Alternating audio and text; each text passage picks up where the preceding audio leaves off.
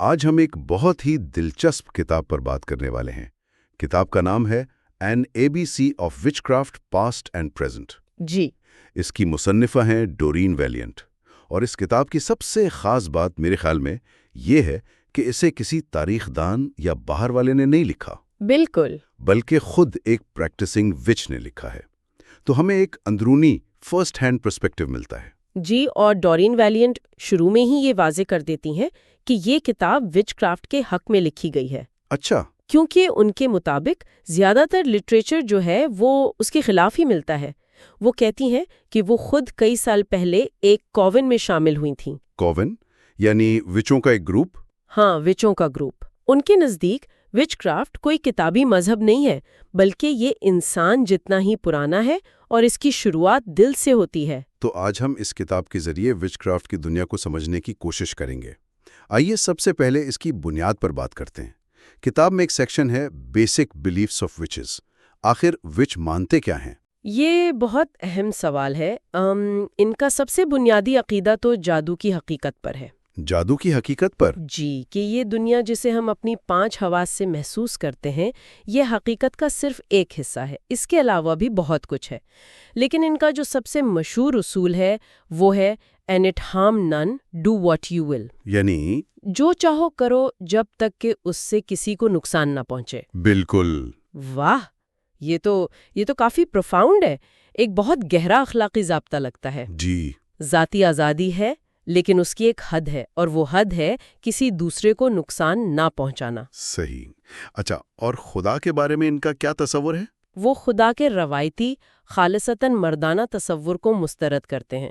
ان کے نزدیک الوہیت یعنی ڈیوینٹی مذکر اور مؤنث دونوں شکلوں میں موجود ہے۔ اچھا، ایک ہارنڈ گاڈ جو فطرت کی علامت ہے، اور ایک مون گاڈس جو چاند اور جادو کی دیوی ہیں، اور وہ پنرجنم یعنی ری انکارنیشن پر بھی پختہ یقین رکھتے ہیں۔ ری انکارنیشن مطلب روح ایک جسم سے دوسرے میں؟ جی، کہ روح ایک جسم سے دوسرے جسم میں سفر کرتی ہے، اور 2 زندگیوں کے درمیان آرام کے لیے روح لینڈ آف فیری نامی ایک جگہ پر جاتی ہے۔ انٹرسٹنگ۔ تو یہ عقائد، یہ فلسفہ، یہ کہاں سے آیا؟ کیا یہ کوئی نیو ایج چیز ہے یا اس کی جڑیں بہت پرانی ہیں؟ کتاب میں اینٹیکویٹی آف وچ کرافٹ کے نام سے بھی ایک باب ہے۔ نہیں، بالکل نیو ایج نہیں۔ مصنفہ کا موقف بہت واضح ہے۔ ان کے مطابق وچ کرافٹ اتنا ہی پرانا ہے جتنی کہ انسانی نسل۔ اچھا؟ اس کی جڑیں پتھر کے زمانے یعنی سٹون ایج سے ملتی ہیں۔ تب غاروں میں رہنے والے شکاری جانوروں کی تصویریں بناتے تھے۔ ہاں، وہ غاروں کی پینٹنگز۔ جی، اور ان پر ایک طرح کا جادو کرتے تھے تاکہ شکار میں کامیابی ملے۔ اسی دور میں حاملہ عورتوں کے چھوٹے چھوٹے مجسمے بھی ملے ہیں جو زرخیزی، فرٹیلیٹی کی دیوی کی پوجا کی طرف اشارہ کرتے ہیں۔ یعنی یہ صرف مدھیہ یگ کی کہانی نہیں ہے، یہ قدیم تہذیبوں کا حصہ ہے۔ بالکل، مصنفہ ترتیز ہیں کہ یہ قدیم یونان اور روم میں بھی موجود تھا۔ ہیکیٹے جادو ٹونے کی یونانی دیوی تھی، اور ان کا ایک بہت بڑا دعویٰ یہ ہے کہ وچ کرافٹ دراصل ایک میٹریارکل یعنی عورت کی سربراہی والے معاشرے کی باقیات؟ جی، ایک عورت کی سربراہی والے مذہب کی باقیات، جسے بعد میں آنے والے مردوں کے مذاہب، خاص طور پر عیسائیت نے دبا دیا۔ یہ تو ایک بہت بڑا اور متنازع دعویٰ ہے۔ کیا کتاب میں اس نظریے کو سپورٹ کرنے کے لیے کوئی خاص کہانیاں یا کردار بھی ہیں؟ جی ہاں، اور یہ کتاب کا شاید سب سے دلچسپ حصہ ہے۔ ایک باب ہے اراڈیا کے نام سے، اراڈیا اور دا گاسپل آف دا وچز۔ دراصل ایک اور کتاب کا عنوان ہے جسے چارلز گاڈفری لیلن نے 1899 میں شائع کیا تھا۔ یہ کتاب اطالوی وچوں کی زبانی روایات پر مبنی ہے۔ اچھا، تو کیا کہانی ہے اراڈیا کی؟ اس روایت کے مطابق ڈایانا کائنات کی سب سے پہلی دیوی تھی۔ اس نے خود کو 2 حصوں میں تقسیم کیا، روشنی اور اندھیرا۔ روشنی اس کا بھائی اور بیٹا لوسیفر بنا۔ ایک منٹ، لوسیفر، یہ نام تو یہ تو بہت چونکا دینے والا ہے نا؟ اس کا تعلق تو ایک بالکل مختلف مذہبی تناظر سے ہے۔ ہاں بالکل، اور یہ سمجھنا بہت ضروری ہے۔ یہاں لیوسیفر کا مطلب عیسائیت والا شیطان ہرگز نہیں ہے۔ عیسائیت سے پہلے لیوسیفر کا مطلب تھا روشنی لانے والا، لائٹ برنگر۔ جی، اور یہ صبح کے ستارے یعنی وینس کا نام تھا۔ تو اس کہانی میں وہ روشنی کی ایک قدیم طاقت ہے۔ خیر، ڈیانا نے لیوسیفر کے ساتھ مل کر ایک بیٹی کو جنم دیا جس کا نام تھا اراڈیا۔ صحیح۔ اور ڈیانا نے اپنی بیٹی اراڈیا کو زمین پر بھیجا تاکہ وہ غریبوں، کسانوں اور غلاموں کو وچ کرافٹ سکھائے۔ تو اراڈیا ایک طرح کی مسیحا تھیں مظلوموں کے لیے؟ بالکل، یہ جادو انہیں ظالم امیروں اور چرچ کے جبر سے بچنے کا ایک ہتھیار فراہم کرتا تھا۔ ایک tool of resistance. Exactly, a tool of resistance. اس نے ہی وچوں کو ہدایت دی کہ وہ ہر پورے چاند پر اکٹھے ہوں، دعوت کریں، ناچیں اور مکمل آزادی کی علامت کے طور پر برہنہ ہوں۔ واہ، تو ہم نے عقائد اور ان کی تاریخی جڑوں کو سمجھ لیا۔ اب ذرا اس کے عملی پہلو پر آتے ہیں۔ جادو کیسے کیا جاتا ہے؟ کتاب میں ایک باب ہے The 4 Aids۔ یہ کیا ہے؟ ایڈز ایک پرانا گیلک لفظ ہے جس کا مطلب ہے سمتیں، یعنی کمپاس کی آروں سمتیں، شمال، جنوب، مشرق اور مغرب۔ اوکے۔ جادو میں یہ بہت اہم ہے کیونکہ میجک سرکل ہمیشہ ان سمتوں کے مطابق بنایا جاتا ہے اور ہر سمت ایک عنصر، ایک ایلیمنٹ سے جڑی ہے۔ جیسے آگ، پانی، ہوا؟ جی، مشرق کو ہوا سے، جنوب کو آگ سے، مغرب کو پانی سے اور شمال کو زمین سے جوڑا جاتا ہے۔ اور ان سمتوں کے اپنے رنگ بھی ہوتے ہیں نا؟ میں نے کہیں پڑھا تھا۔ ہاں بالکل، ان کا گہرا علامتی مطلب ہے۔ گیلک روایات کے مطابق مشرق کا رنگ سرخ ہے، جنوب کا سفید، مغرب کا بھورا اور شمال کا سیاہ ہے۔ یہ رنگ آدھی رات، صبح، دوپہر اور شام کی نمائندگی کرتے ہیں۔ تو جگہ بنا لی، اب اوزاروں کی بات کرتے ہیں۔ ایک بہت ہی خاص نام نظر آ رہا ہے، ایتھامے۔ یہ کیا چیز ہے؟ اور مجھے ڈر ہے کہ کہیں اس کا تعلق قربانی سے تو نہیں؟ نہیں، یہ ایک بہت عام غلط فہمی ہے۔ ایتھامو کالے دستے والا ایک خنجر ہے جو وچوں کا سب سے اہم روایتی اوزار ہے۔ اچھا۔ لیکن اسے کبھی بھی کسی جاندار کو کاٹنے یا قربانی کے لیے استعمال نہیں کیا جاتا۔ اس کا کام توانائی کو ڈائریکٹ کرنا ہے۔ اچھا، تو یہ ایک ہتھیار نہیں ہے؟ نہیں، یہ ایک ہتھیار نہیں ہے۔ اسے میجک سرکل بنانے اور روحوں کو قابو کرنے کے لیے استعمال کیا جاتا ہے۔ یہ ایک طرح سے جادوگر کے لیے کنڈکٹر کی چھڑی کی طرح ہے۔ یہ تو بالکل مختلف تصویر ہے۔ کیا یہ کوئی جدید اوزار ہے؟ نہیں، اس کا استعمال بہت قدیم ہے۔ مصنفہ بتاتی ہیں کہ تقریباً 200 قبل مسیح کے ایک یونانی گلدان پر 2 برہنہ وچوؤں کی تصویر بنی ہے جن میں سے ایک کے ہاتھ میں چھوٹی تلوار ہے۔ یہ اتھرمے کی ابتدائی شکل ہو سکتی ہے۔ ٹھیک ہے، تو یہ تو ہو گئے رسم و رواج کے اوزار۔ ذاتی جادو کے بارے میں کیا خیال ہے؟ جیسے وہ چیزیں جو لوگ اپنے پاس رکھتے ہیں۔ کتاب میں ایمولیٹس کا ذکر ہے۔ یہ تو تعویذ ہی ہوئے؟ جی، ایمولیٹ کا مطلب تعویذ ہی ہے، لیکن کتاب ان میں ایک دلچسپ فرق بتاتی ہے۔ کیا فرق؟ ایمولیٹس ایک ایسی چیز ہے جو اپنے مالک کو خطرے اور برے اثرات سے بچاتی ہے، یعنی یہ ایک ڈھال، ایک شیلڈ کی طرح کام کرتی ہے۔ صحیح۔ جبکہ ٹیلسمن ایک ایسی چیز ہے جو اچھی قسمت، محبت یا دولت کو اپنی طرف کھینچتی ہے۔ تو ایک بچاتا ہے، دوسرا اپنی طرف اٹریکٹ کرتا ہے۔ یہ بہت دلچسپ فرق ہے۔ تو اس کا مطلب ہے کہ جادو کی اصل طاقت چیز میں نہیں بلکہ اس سے جڑے انسانی جذبات اور نیت میں ہے۔ آپ نے بالکل صحیح پکڑا۔ وچوؤں کا ماننا ہے کہ جب کوئی آپ کو ایمولیٹ تحفے میں دیتا ہے تو وہ زیادہ طاقتور ہوتا ہے۔ کیوں؟ کیونکہ اس کے پیچھے دینے والے کی اچھی نیت، محبت اور گڈ ول شامل ہوتی ہے۔ وہ توانائی اس چیز کو چارج کر دیتی ہے۔ صحیح۔ یہ نیت اور توانائی کا تصور کائنات کے بڑے اصولوں سے بھی جڑتا ہوگا۔ اسٹرالوجی کا بھی ایک باب ہے، علم نجوم کا وچ کرافٹ سے کیا تعلق ہے؟ اس کا بہت گہرا تعلق ہے۔ علم نجوم یا ایسٹرالوجی جادو کی بنیادوں میں سے ایک ہے۔ اس کا بنیادی اصول ہے ایز ابو سو بلو، یعنی جو اوپر ہے وہی نیچے ہے۔ بالکل۔ اس کا مطلب ہے کہ پوری کائنات ایک ہے اور سیاروں کی حرکات زمین پر زندگی اور توانائیوں کو متاثر کرتی ہیں۔ اسے عملی طور پر کیسے استعمال کیا جاتا ہے؟ کوئی مثال دے سکتی ہیں؟ ضرور۔ مثال کے طور پر اگر کوئی وچ محبت کا جادو کرنا چاہتی ہے تو وہ ایسی جڑی بوٹیاں استعمال کرے گی جن پر سیارہ وینس کا اثر ہو، کیونکہ وینس محبت کا سیارہ ہے۔ اچھا۔ اسی طرح اگر کوئی اپنی سائیکک صلاحیتوں کو بڑھانا چاہتا ہے تو وہ چاند سے منسوب جڑی بوٹیاں استعمال کرے گا۔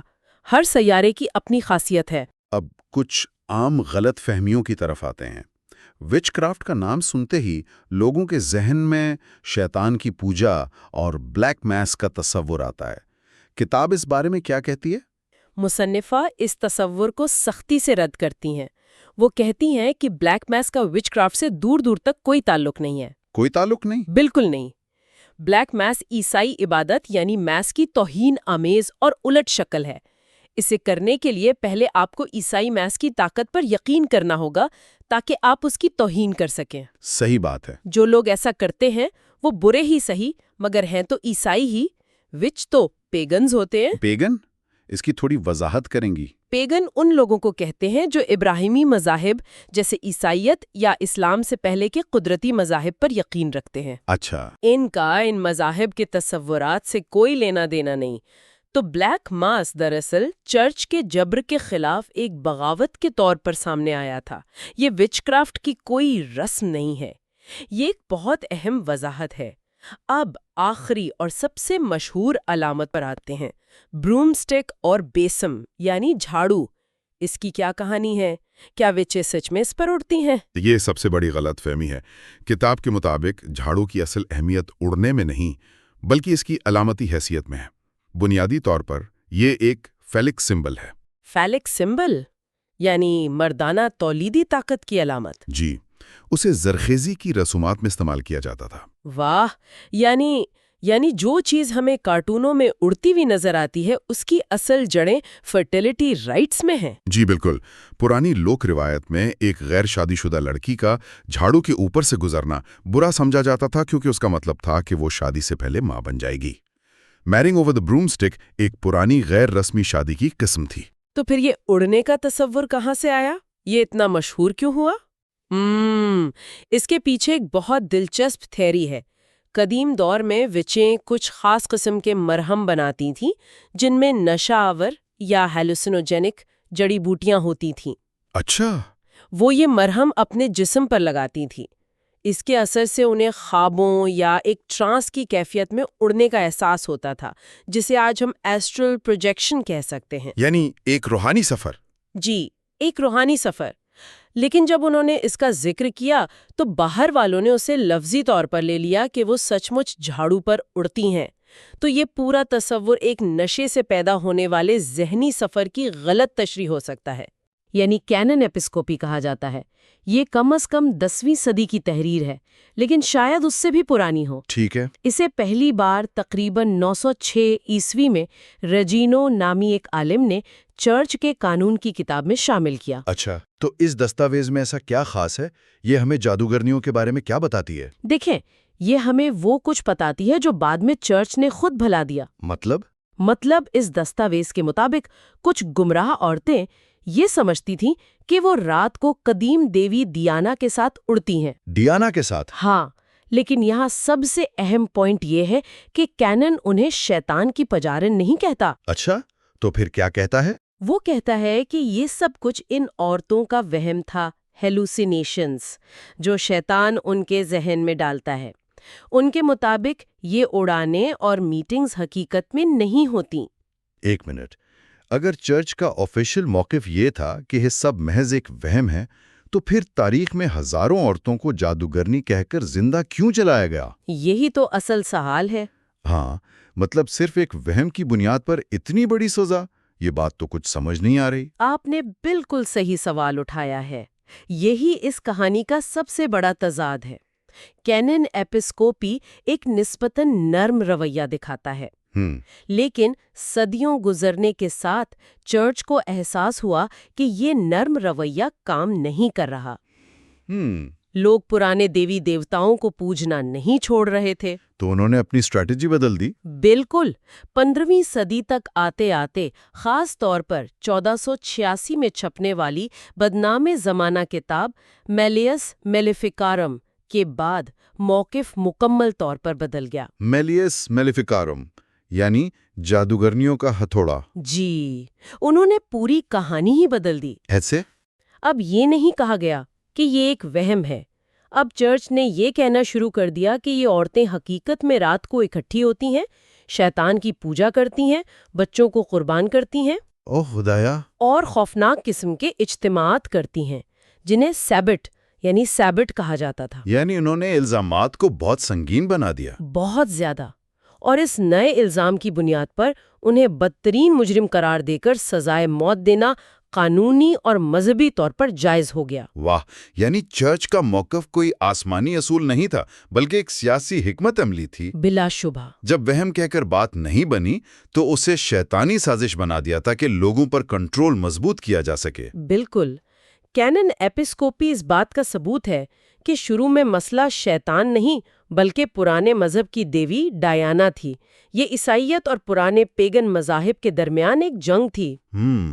اس دستاویز میں ایک اقتباس ہے۔ کچھ بری عورتیں جو شیطان کے بہکاوے میں آ چکی ہیں، یہ مانتی اور دعویٰ کرتی ہیں کہ وہ رات کے وقت ڈیانا، جو کافروں کی دیوی ہے، اور لا تعداد دوسری عورتوں کے ساتھ جانوروں پر سوار ہو کر زمین کے بڑے حصے کا سفر کرتی ہیں۔ اور کیا یہ سچ ہے کہ دیانا کے نام کے ساتھ کوئی اور نام بھی جڑا ہوا تھا؟ ہاں، یہ ایک اور دلچسپ پہلو ہے۔ کینن کے کچھ بعد کے ورژنز میں ڈیانا کے ساتھ ہیروڈیاس کا نام بھی ملتا ہے۔ ہیروڈیاس؟ جی، اور ماہرین کا خیال ہے کہ یہ نام بگڑ کر ارائیڈیا بن گیا، جس کا ذکر 19ویں صدی میں چارلز لیلینڈ نے اٹلی کی جادوگرنیوں پر تحقیق کرتے ہوئے کیا۔ تو یہ چرچ نے پرانے دیوتاؤں کو شیطان بنا دیا، لیکن ان کی علامتیں تو لوگوں کی زندگی کا حصہ تھیں، جیسے بلیاں۔ بالکل، یہی کہانی ہے، جنہیں قدیم مصر میں پوجا جاتا تھا۔ ہاں، آج جب ہم جادوگرنی کا سوچتے ہیں تو ذہن میں فوراً ایک کالی بلی آتی ہے۔ فوراً؟ لیکن اس کی جڑیں قدیم مصر میں ہیں، جہاں بلیوں کو دیوی باستک کا مقدس جانور سمجھا جاتا تھا۔ ان کی اتنی عزت تھی کہ کسی بلی کو مارنے کی سزا موت تھی۔ اچھا، اور ہزاروں ممی شدہ بلیوں کی باقیات ملی ہیں۔ تو پھر یہ مقدس جانور یورپ میں شیطانی علامت کیسے بن گیا؟ یہ بلیاں رومیوں کے ذریعے مصر سے برطانیہ اور یورپ پہنچیں۔ شروع میں تو وہاں بھی ان کی قدر کی گئی۔ ویلز کے ایک پرانے شہزادے ہائیویل نے تو بلیوں کے تحفظ کے لیے باقاعدہ قوانین بنائے تھے۔ لیکن پھر عیسائیت آ گئی، اور جیسے جیسے عیسائیت پھیلی، پرانے مذہب سے جڑی ہر چیز کو بدنام کیا جانے لگا۔ چونکہ بلی قدیم دیویوں سے منسلک تھی، اس لیے اسے بھی شیطانی قرار دے دیا گیا۔ یہ تو وہی پیٹرن ہے جو ہم نے ڈیانا کے معاملے میں دیکھا۔ جو چیز پرانے مذہب میں مقدس تھی، نئے مذہب میں وہ شیطانی بن گئی۔ بالکل، پرانے گرجا گھروں کی عمارتوں پر آپ کو اکثر بلیوں کی خوفناک شکلیں بنی ہوئی ملیں گی۔ اچھا، جی، فرانس کے لیونس کیتھیڈرل میں تو ایک مشہور نقش و نگار ہے جس میں ایک برہنہ جادوگرنی بکری پر سوار ہے اور اس نے ایک بلی کو اس کی پچھلی ٹانگوں سے پکڑا ہوا ہے۔ اف، یہ تصور عام ہو گیا تھا کہ جادوگرنیاں بلیوں کا روپ دھار کر لوگوں کو تنگ کرتی ہیں۔ اور بلی کی اپنی فطرت نے بھی اس میں کردار ادا کیا ہوگا، رات کو جاگنا، اندھیرے میں چمکتی آنکھیں۔ یقیناً، اور خاص طور پر اس کی کھال سے کبھی کبھی نکلنے والی بجلی کی چنگاریاں، یہ سب چیزیں اسے پراسرار بناتی ہیں۔ صحیح۔ اور یہ بات یہاں تک پہنچی کہ کہا جانے لگا کہ شیطان خود سبات کے موقع پر ایک بہت بڑی کالی بلی کی شکل میں ظاہر ہوتا ہے۔ شیطان ایک بلی کی شکل میں؟ ہاں، اور جادوگرنیاں اس کی پوجا کرتی ہیں۔ یہ بھی دراصل قدیم بلیوں کی پوجا کی ایک بگڑی ہوئی یادگار تھی۔ آج بھی ہمارے معاشرے میں کالی بلی کا راستہ کاٹنا برا شگن سمجھا جاتا ہے۔ جی، شاید لوگوں کو یہ معلوم نہ ہو کہ اس کی جڑیں اسی خیال میں ہے کہ وہ بلی کوئی روپ بدلی ہوئی جادوگرنی ہو سکتی ہے۔ اور دوسری طرف کچھ لوگ اسے خوش قسمتی کی علامت بھی سمجھتے ہیں۔ بالکل، جو اس کے قدیم مقدس تصور کی باقیات ہیں۔ بلیوں کے بارے میں ان گنت کہانیاں ہیں کہ وہ روحانی دنیا کو دیکھ سکتی ہیں۔ اچھا، جیسے کہ؟ ہمارے ذرائع میں مصنفہ نے خود کچھ ایسے واقعات کا ذکر کیا ہے جہاں انہیں لگا کہ بلیوں نے ٹیلی پیتھک طاقتوں کا مظاہرہ کیا یا ایسٹرل پروجیکشن۔ ایسٹرل پروجیکشن، اس کا کیا مطلب ہے؟ یعنی جسم کو چھوڑ کر روح کا سفر کرنا۔ ان کا ماننا تھا کہ بلیاں یہ کام انسانوں سے زیادہ آسانی سے کر سکتی ہیں۔ اچھا، تو جانوروں کو شیطان سے جوڑ دیا گیا، لیکن صرف جاندار ہی نہیں، بے جان چیزوں کو بھی اس کہانی کا حصہ بنایا گیا، ٹھیک ہے؟ بالکل، جیسے کہ؟ وہ بڑی سی دیگ یعنی کالڈرن شیکسپیئر کے ڈرامے میکبیتھ کی وجہ سے تو یہ جادو کا سب سے مشہور نشان بن گئی ہے۔ ہاں، لیکن شیکسپیئر سے صدیوں پہلے دیگ کا جادو اور مذہب سے گہرا تعلق تھا۔ اچھا، قدیم یونان میں میڈیسا کی کہانی ہے جو چاند اور جادو کی دیوی ہیکٹ کی پجارن تھی۔ اس کے پاس بھی ایک جادوئی دیگ تھی اور دلچسپ بات یہ ہے کہ 12 ساتھیوں کا ایک گروہ بھی تھا۔ ایک کون؟ بالکل، ایک کون۔ اسی طرح قدیم آئرلینڈ اور برطانیہ کی کیلٹک داستانوں میں بھی جادوئی دیگوں کا ذکر بار بار آتا ہے۔ اور یہاں ایک حیران کن بات ہے جو ہمارے ذرائع بتاتے ہیں، یہ روایت آج بھی زندہ ہے۔ زندہ ہے اور ہم سب اسے دیکھتے ہیں۔ کہاں؟ آج کھیلوں کے مقابلوں میں جیسے فٹ بال یا کرکٹ میں جیتنے والی ٹیم کو جو گولڈ یا سلور کپ دیا جاتا ہے، ہاں۔ وہ دراصل اسی قدیم جادوئی دیگ کی جدید شکل ہے۔ کیا آپ مذاق تو نہیں کر رہے ہیں؟ نہیں، بالکل نہیں۔ یعنی ورلڈ کپ ٹرافی کی جڑیں جادوگرنیوں کی دیگ سے ملتی ہیں؟ یہ تو میں نے کبھی سوچا بھی نہیں تھا۔ یہ تو ایک زبردست آہا۔ یہ سچ ہے۔ دیگ کا کپ میں تبدیل ہونا مشہور ہولی گریل کے قصوں سے بھی ظاہر ہوتا ہے، لیکن جادوگرنیوں نے اس کے پرانے اصلی ورژن کو برقرار رکھا۔ ان کے لیے اس کی کیا اہمیت تھی؟ ان کے لیے دیگ صرف ایک برتن نہیں بلکہ فطرت اور عظیم ماں دیوی کی علامت ہے۔ وہ کس طرح؟ دیکھیں، ایک برتن کے طور پر یہ نسوانی اصول یعنی فیمینن پرنسپل کی نمائندگی کرتی ہے۔ اس کی 3 ٹانگیں چاند کی 3 شکلوں والی دیوی، نوجوان، ماں اور بوڑھی کی علامت ہے۔ اور اس میں کائنات کے چاروں عناصر اکٹھے ہوتے ہیں۔ آگ اسے گرم کرتی ہے، پانی اس میں بھرا جاتا ہے، زمین سے نکلی جڑی بوٹیاں اس میں پکتی ہیں اور بھاپ ہوا میں شامل ہو جاتی ہے۔ یہ تو بہت گہری سوچ ہے۔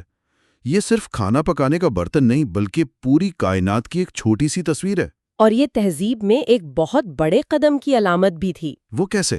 سوچیں، دھات کی دیگ سے پہلے لوگ مٹی کے برتنوں میں گرم پتھر ڈال کر کھانا پکاتے تھے۔ صحیح۔ دیگ نے نہ صرف بہتر پکا ہوا کھانا ممکن بنایا بلکہ جڑی بوٹیوں سے دوائیں بنانا بھی آسان کر دیا۔ اسی لیے اسے تبدیلی کا برتن بھی کہا جاتا ہے۔ اچھا، ویسل آف ٹرانسفارمیشن۔ جی، یہ کچی سبزیوں کو پکے ہوئے کھانے میں، جڑی بوٹیوں کو دواؤں میں اور علامتی طور پر مرد کے بیج کو ایک مکمل بچے میں بدلنے کی طاقت رکھتی ہے۔ تو ہم وقت میں پیچھے جا رہے ہیں، لیکن کیا ان عقائد کی جڑیں اس سے بھی زیادہ گہری ہیں؟ مطلب قدیم مصر اور یونان سے بھی پہلے؟ بہت پہلے۔ اب ہم وقت میں 20 سے 30 ہزار سال پیچھے پتھر کے زمانے میں جا رہے ہیں، جب انسان کی پہلی پناہ گاہ اور پہلی عبادت گاہ ایک ہی تھی، غار۔ غار؟ لیکن غاروں میں تو صرف جانوروں کی تصویریں ملتی ہیں نا؟ وہ صرف تصویریں نہیں ہیں۔ فرانس اور اسپین کے غاروں میں ملنے والی وہ پینٹنگز دراصل انسانی تاریخ کا پہلا مذہبی اور جادوئی آرٹ ہے۔ اچھا۔ یہ آرٹ ان غاروں کے گہرے، اندھیرے اور ناقابل رسائی حصوں میں پایا گیا ہے، جہاں لوگ رہتے نہیں تھے بلکہ خاص رسومات کے لیے جاتے تھے۔ تو ان پینٹنگز کا مقصد کیا تھا؟ ان کا بنیادی مقصد تھا ہمدردانہ جادو، سمپیتھیٹک میجک۔ یعنی جیسا کرو گے ویسا حقیقت میں ہوگا۔ بالکل، اگر آپ کو ایک بائسن کا شکار کرنا ہے تو آپ غار کی دیوار پر اس کی تصویر بنا کر اس پر نیزہ ماریں گے، اس یقین کے ساتھ کہ اس سے حقیقی شکار میں کامیابی ملے گی۔ یہ تو زندگی اور موت کا معاملہ تھا، بقا کا جادو۔ جی، اور بقا صرف شکار سے نہیں بلکہ افزائش نسل سے بھی جڑی تھی۔ ٹھیک ہے۔ اسی لیے ان غاروں میں جانوروں کے ساتھ ساتھ عورتوں کی چھوٹی چھوٹی مورتیاں بھی ملی ہیں، جنہیں وینس فگرز کہا جاتا ہے۔ Venus figures? ہاں، ان مورتیوں میں عورت کے تولیدی حصوں جیسے حاملہ پیٹ اور سینے کو بہت بڑھا چڑھا کر دکھایا گیا ہے۔ یہ زرخیزی کی علامت ہے۔ یہ عظیم ماں دیوی کی پہلی شکل تھی۔ اور مردوں کی تصاویر؟ کیا وہاں کوئی دیوتا بھی تھا؟ ہاں، وہاں مردوں کی تصاویر بھی ہیں، اور سب سے مشہور تصویر فرانس کے ایک غار میں ہے جسے دی سارسرر کہا جاتا ہے۔ دی سارسرر؟ جی، یہ ایک ایسے انسان کی تصویر ہے جس نے 12 سنگھے کے سینگ اور جانوروں کی کھال پہنی ہوئی ہے اور وہ رقص کر رہا ہے۔ یہ سینگوں والے دیوتا کی پہلی تصویر ہے۔ اب بات سمجھ میں آ رہی ہے۔ ایک برہانہ زرخیز دیوی اور ایک سینگوں والا دیوتا۔ بالکل۔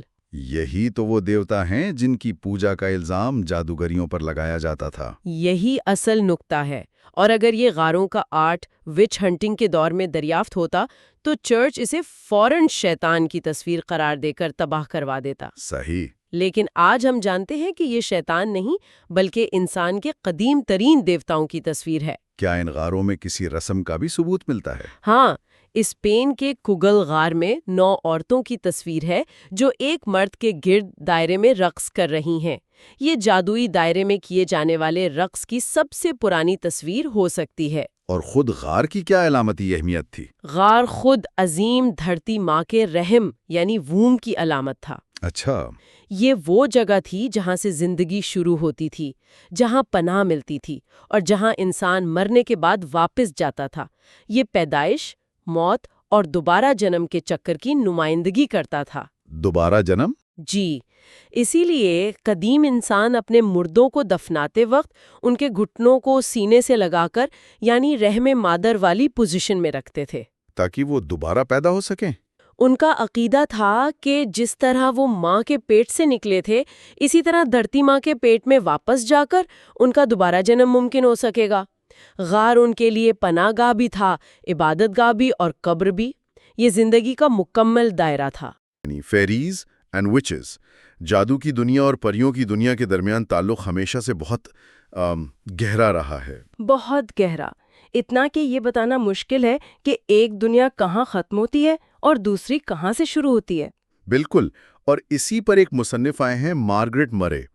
انہوں نے ایک بڑی دلچسپ تھیوری پیش کی ہے۔ ان کا کہنا ہے کہ پریاں دراصل ان جزائر کے قدیم باشندے تھے، یعنی پہاڑیوں کے چھوٹے لوگ۔ جی، یہ تھیوری بہت دلچسپ ہے۔ اس کے مطابق یہ چھوٹے قد کے سامرے رنگ کے لوگ تھے اور انہیں باہر سے آنے والے کیلٹک آباد کاروں نے بے گھر کر دیا تھا۔ اچھا، تو یہ کوئی جادوئی مخلوق نہیں تھی بلکہ اصل انسان تھے۔ تھیوری تو یہی کہتی ہے۔ انہوں نے پھر دور دراز علاقوں میں پناہ لی۔ وہ سبز گھاس سے ڈھکی جھوپڑیوں میں رہتے تھے۔ ایک طرح کا کیموفلیج تھا، ہے نا، تاکہ وہ نظر نہ آئے۔ بالکل، اس سے ان کے گھر دور سے چھوٹی پہاڑیوں کی طرح لگتے تھے۔ وہ اپنے حملہ آوروں کے لوہے کے ہتھیاروں سے ڈرتے تھے، لیکن ان کے اپنے بھی مہلک ہتھیار تھے۔ کون سے؟ جیسے زہر میں بھجے ہوئے چکماک یعنی فلنٹ کے چھوٹے تیز تیر، اچھا، جنہیں ایلف بولٹس کہا جاتا تھا۔ اور ان کے ایلف بولٹ سے بھی زیادہ خوفناک چیز ان کے جادو کی طاقت تھی۔ یہ لوگ رات کے وقت کام کرتے تھے یا چاندنی میں، اور بہت کم کپڑے پہنتے تھے۔ جی، اور لوگ انہیں براؤنیز بھی کہتے تھے، اور انہیں انعام کے طور پر صرف سادہ کھانے کے پیالے چاہیے ہوتے تھے۔ حیرت کی بات تو یہ ہے کہ 19ویں صدی تک سسیکس کے ایسٹ ڈاؤن فارسٹ میں ایسے ہی چھوٹے سانولے جنگل کے باسیوں کی روایات موجود تھیں۔ جی، وہاں انہیں پائکیز یا ڈیڈیکائز کہا جاتا تھا۔ یہ تو بہت ریسنٹ بات ہے۔ بالکل، اور اسکاٹ لینڈ کے پرانے وچ ٹرائلز میں تو چڑیلوں اور پریوں کے درمیان تعلق کے بہت سے ثبوت ملتے ہیں۔ اچھا، جیسے کہ؟ کہانیوں میں بتایا گیا ہے کہ کوئی پریوں کی پہاڑی پر جاتا ہے جہاں ان کا استقبال کیا جاتا ہے۔ وہ پریوں کے بادشاہ اور ملکہ سے ملتے ہیں۔ وہاں وہ لوگوں کو زہریلے ایلف بولز بناتے ہوئے اور جڑی بوٹیوں سے مرہم اور دوائیں تیار کرتے ہوئے دیکھتے ہیں۔ اچھا، تو وہ ان سے علم سیکھنے جاتے تھے ایک طرح سے۔ جی، لیکن انہیں یہ بھی اشارے ملتے ہیں کہ ہر 7 سال بعد پریاں جہنم کو ایک نذرانہ دیتی ہیں۔ اس کا کیا مطلب ہوا؟ یعنی ان میں سے ایک انسانی قربانی کے طور پر مر جاتا ہے۔ اب اگلے موضوع کی طرف آتے ہیں، جاننے والے یعنی فیملیئرز۔ جی، فیملیئرز۔ کہا جاتا ہے کہ چڑیلوں کے فیملیئرز 3 قسم کے ہو سکتے ہیں۔ پہلی قسم کسی مردہ شخص کی روح ہے۔ صحیح۔ دوسری قسم ایک غیر انسانی روح یعنی کوئی ایلیمنٹل، اور تیسری قسم ایک حقیقی جاندار جیسے بلی، نیولا یا مینڈک۔ اور برطانیہ میں سب سے عام قسم یہی تیسری تھی، یعنی کوئی چھوٹا جانور جو پالتو جانور کے طور پر رکھا جاتا تھا۔ جی، اور وچ ہنٹرز کا اصرار تھا کہ چڑیلیں اپنے فیملیئرز کو اپنا خون پلاتی تھیں۔ اچھا، اس الزام میں کیا تھوڑی سی بھی سچائی ہے؟ ہے، لیکن اسے غلط سمجھا گیا۔ اصل میں چڑیل وقتاً فوقتاً اس جانور کو اپنے خون کا ایک قطرہ دیتی تھی۔ کیوں؟ تاکہ چڑیل اور فیملیئر کے درمیان ایک سائیکک لنک بن جائے اور قائم رہے۔ اچھا، تو یہ ایک قسم کا اسپرچول کنیکشن تھا۔ بالکل، اور مینڈک ایک بہت مقبول فیملیئر تھا۔ اس کی کیا وجہ تھی؟ اس کی وجہ یہ تھی کہ جب مینڈک غصے میں یا خوفزدہ ہوتا ہے تو اس کی جلد سے ایک زہریلا مادہ نکلتا ہے جسے ٹوڈز ملک کہتے ہیں۔ اچھا، اور جدید سائنسدانوں نے دریافت کیا ہے کہ اس میں بفوٹینن نامی مادہ ہوتا ہے جو ایک ہیلوسینوجینک ڈرگ ہے۔ واہ، یعنی یہ دماغ پر اثر کرتا ہے۔ یہ تو بہت دلچسپ ہے۔ تو ان فیملیز کا استعمال کیسے ہوتا تھا؟ ایک طریقہ تو ڈیونیشن یعنی قسمت کا حال جاننے کے لیے تھا۔ کیسے؟ جانور کے سامنے جادوئی دائرے میں مختلف چیزیں رکھی جاتی تھیں اور دیکھا جاتا تھا کہ وہ کس چیز کا انتخاب کرتا ہے۔ اچھا، اور دوسرا طریقہ کسی دوسرے شخص پر اچھا یا برا جادوئی اثر ڈالنے کے لیے تھا۔ اس کی کوئی مثال؟ جی 1619 میں مارگریٹ اور فلپا فلاور کی مثال ہے جنہیں جادوگرنی کے الزام میں پھانسی دی گئی تھی۔ اچھا، ان بہنوں کی کیا کہانی تھی؟ انہوں نے بدلہ لینے کے لیے اپنی ماں سے مدد مانگی جو پہلے سے ہی ایک چڑیل کے طور پر مشہور تھی۔ اس کی ایک پالتو بلی تھی جس کا نام رٹرکن تھا۔ انہوں نے لارڈ راس کا ایک دستانہ چرایا اور ان کی ماں نے اس دستانے کو رٹرکن بلی پر رگڑا اور ساتھ ہی لارڈ راس پر لعنت بھیجی۔ پھر کیا ہوا؟ اس کے بعد دستانے کو ابلتے ہوئے پانی میں ڈبویا گیا، سوئیوں سے چبھویا گیا اور آخر میں دفن کر دیا گیا۔ کچھ عرصے بعد لارڈ راس بیمار ہو کر مر گیا۔ تو اس سے پتہ چلتا ہے کہ بلی نے جادو کی طاقتوں کے لیے ایک میڈیم کا کام کیا۔ بالکل۔ اب ایک کلاسک موضوع پر بات کرتے ہیں، اڑنے والے مرہم یعنی فلائنگ آئنٹمنٹس۔ جی، یہ تو سب سے مشہور تصور ہے۔ یہ جو جھاڑو پر اڑتی ہوئی چڑیل کی روایتی تصویر ہے، اس کے پیچھے کی حقیقت کیا پوشنز اور ٹرانس میں لے جانے والے مرہم ہیں؟ جی، مشہور فلاسفر فرانسس بیکن نے لکھا تھا کہ یہ مرہم قبروں سے نکالے گئے بچوں کی چربی اور مختلف جڑی بوٹیوں جیسے وولفس بین، سنکویفوائل، ہین بین اور ہیملاک سے بنائے جاتے تھے۔ یہ تو سب بہت زہریلی جڑی بوٹیاں ہیں۔ بالکل، اور اس کی ایک بہترین مثال 1458 کی ایک تحریر سے ملتی ہے جہاں ابراہیم نامی ایک شخص نے لنز، آسٹریا کی ایک نوجوان چڑیل کے ساتھ ایک تجربہ کیا۔ اچھا، کیسا تجربہ؟ اس نے ابراہیم کو ایک مرہم دیا جسے اس نے اپنے ہاتھوں اور پیروں کی نبضوں پر ملا۔ اسے ایسا لگا جیسے وہ ہوا میں اڑ رہا ہے اور اپنی مطلوبہ جگہ پر پہنچ گیا ہے۔ تو یہ کام کرتا تھا؟ ہاں، لیکن جب وہ اس ٹرانس سے بیدار ہوا تو اس نے دیکھا کہ چڑیل 3 گھنٹے تک زمین پر مردہ کی طرح پڑی رہی۔ اچھا، تو یہ جسمانی پرواز نہیں تھی بلکہ ایک آؤٹ آف دی باڈی یا ہیلوسینیٹری ایکسپیرینس تھا۔ بالکل۔ یہ تو بالکل ویسا ہی ہے جیسے آج کل لوگ ڈرگز استعمال کرنے کے بعد ٹیکنگ اے ٹرپ یا گیٹنگ ہائی کی بات کرتے ہیں۔ یقینا، جرمنی کی گوٹنگن یونیورسٹی کے ڈاکٹر ایرک ول پیکرٹ نے حال ہی میں ایک بہت دلچسپ تجربہ کیا۔ انہوں نے کیا کیا؟ انہوں نے پرانی ترکیبوں کی بنیاد پر ایک مرہم تیار کیا جس میں تھورن ایپل، ہین بین اور ڈیڈلی نائٹ شیڈ جیسی خطرناک جڑی بوٹیاں شامل تھیں۔ اور انہوں نے اسے استعمال کیا؟ جی، انہوں نے اپنے ایک دوست کے ساتھ مل کر یہ مرہم اپنے جسموں پر لگایا۔ اس کا نتیجہ کیا نکلا؟ یہ تو بہت خطرناک لگتا ہے۔ نتائج حیران کن تھے۔ وہ دونوں 20 گھنٹے تک گہری نیند میں رہے۔ 20 گھنٹے؟ جی، اور جب وہ بیدار ہوئے تو دونوں نے تقریباً ایک جیسے خوابوں کا ذکر کیا۔ ایک جیسے خواب؟ یہ کیسے ممکن ہے؟ انہوں نے حام میں خود کو ہوا میں اڑتے ہوئے، ایک پہاڑ کی چوٹی پر اترتے ہوئے اور جنگلی عجیب و غریب رسومات اور راکشسوں کو دیکھا۔ تو اس سے کیا نظریہ سامنے آتا ہے؟ اس سے یہ نظریہ سامنے آتا ہے کہ یہ مرہم خود بخود اس قسم کے خوابوں کو جنم دیتا ہے، شاید ہمارے اجتماعی لاشعور یعنی کلیکٹیو انکانشس میں چھپی کسی نسلی یاد کو جگا کر۔ واہ! اچھا، ایک اور بہت مشہور تہوار ہے، ہیلووین۔ جی، 31 اکتوبر۔ یہ چڑیلوں کے 4 عظیم تہواروں یا سیبٹس میں سے ایک ہے۔ آج کل تو امریکہ میں بچے ٹرک اور ٹریٹ کرتے ہیں اور لوگ کاسٹیوم پارٹیاں کرتے ہیں، لیکن چڑیلوں کے لیے یہ ایک سنجیدہ موقع ہے۔ اس کی اصل کیا ہے؟ یہ اصل میں پرانا کیلٹک تہوار سامہین ہے، جس کا مطلب ہے گرمیوں کا اختتام۔ یہ مردوں کا تہوار ہے۔ مردوں کا تہوار؟ جی، جب یہ مانا جاتا ہے کہ زندہ اور مردہ لوگوں کی دنیا کے درمیان پردہ بہت باریک ہو جاتا ہے۔ اچھا۔ بعد میں چرچ نے اس تہوار کو عیسائی رنگ دینے کی کوشش کی اور 1 نومبر کو آل سینٹس ڈے قرار دیا، جسے آل ہیلوز ڈے بھی کہتے تھے۔ تو اس سے پچھلی شام آل ہیلوز ایو یا ہیلووین کہلائی۔ بالکل۔ اور وہ جو کدو کے لالٹین جیکو لینٹرنز بنائے جاتے ہیں، ان کے پیچھے بھی ایک دلچسپ کہانی ہے۔ جی، چڑیلیں ان کھوکھلے کدوؤں اور شلجموں کے اندر موم بتیاں رکھتی تھیں۔ اچھا، کیوں؟ اس کے 2 مقاصد تھے۔ ایک تو یہ رات کو راستہ دکھانے کے لیے لالٹین کا کام کرتے تھے، اور دوسرا؟ دوسرا یہ دور سے بھوتوں کے جلوس کی طرح لگتے تھے جس سے تجسس کرنے والے لوگ ڈر کر بھاگ جاتے تھے۔ یہ تو بہت کلیور ٹیکٹک ہے۔ بالکل، رات کے اندھیرے میں کالے چوگے پہنے ہوئے چڑیلیں تو نظر نہیں آتی تھیں، صرف یہ ڈراؤنے چہروں والے لالٹین ہوا میں تیرتے دکھائی دیتے تھے۔ یہ منظر کسی بھی انجان شخص کو ڈرانے کے لیے کافی تھا۔ جی ہاں۔ اچھا، جادوگرنی کے دنیا میں سب سے متنازع تصور سینگوں والے دیوتا یعنی دی ہارنڈ گاڈ کا ہے۔ جی، اسے اکثر غلطی سے عیسائی شیطان سمجھ لیا جاتا ہے۔ لیکن قدیم دنیا میں سینگ طاقت کی علامت تھے، برائی کی نہیں، ہے نا؟ بالکل، مصری دیوتاؤں، یونانی جنگجوؤں اور یہاں تک کہ مائیکل اینجلن کے بنائے ہوئے موسیٰ کے مجسمے پر بھی سینگ ہے۔ تو یہ دیوتا اصل میں کون تھا؟ اس کا ماخذ پتھر کے زمانے کے شکاری دیوتاؤں سے ملتا ہے جو عظیم ہرن یا بھینسے کی نمائندگی کرتے تھے، یعنی مردانگی، طاقت اور زرخیزی کا مجسمہ۔ اچھا، یہ کردار یونان میں پین اور کیلٹک یورپ میں سیرنونوس کے نام سے جانا جاتا تھا۔ تو جادوگرنی کی تھیولوجی میں اس کا کیا کردار ہے؟ سینگوں والا دیوتا فطرت کے مردانہ، فعال پہلو کی نمائندگی کرتا ہے۔ وہ زندگی اور موت کے دروازے کھولنے والا ہے۔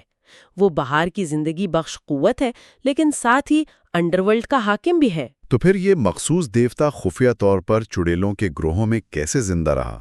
اس کی وجہ یہ ہے کہ وہ سب سے قدیم دیوتا ہے جو انسان کی نفسیات میں بہت گہرائی میں بسا ہوا ہے۔ یعنی وہ فطرت کی ان بنیادی قوتوں کی نمائندگی کرتا ہے جنہیں عیسائیت نے دبانے کی کوشش کی، جیسے زرخیزی، جنگلی پن اور زندگی و موت کا چکر۔ بالکل، اور چرچ نے جان بوجھ کر اسے شیطان کا درجہ دیا اور عزت کی علامت سینگوں کو بے عزتی کے نشان میں بدل دیا۔ ایک ڈیلیبریٹ پروپیگنڈا کیمپین تھی۔ بالکل، ایک قدیم مذہب کو بدنام کرنے کے لیے۔ اچھا، اب بات کرتے ہیں جادو میں استعمال ہونے والی تصاویر یعنی امیجز یوزڈ ان میجک کی۔ جی، یعنی ووڈو ڈال والا تصور۔ یہ خیال کہ کسی تصویر یا گڑیا کے ذریعے اس شخص کو متاثر کیا جا سکتا ہے، جادو کے بنیادی عقائد میں سے ایک ہے۔ جی، قدیم مصر میں فرعون رمسیس سوم کے خلاف ایک سازش میں مومی مجسموں کا استعمال کیا گیا تھا۔ اور یہ صرف قدیم زمانے کی بات نہیں ہے۔ بالکل نہیں، ملکہ ایلزابتھ اول کے دور میں ان کے دربار میں اس وقت کھلبلی مچ گئی جب ان کا ایک مومی مجسمہ ملا جس کے سینے میں ایک بڑی پن چبھی ہوئی تھی۔ واقعی یہ تو بہت سنگین معاملہ تھا۔ بہت سنگین۔ ملکہ کو تسلی دینے کے لیے مشہور ماہر علوم باطنی ڈاکٹر جان ڈی کو بلایا گیا۔ اس جادو کے کام کرنے کا طریقہ کیا ہے؟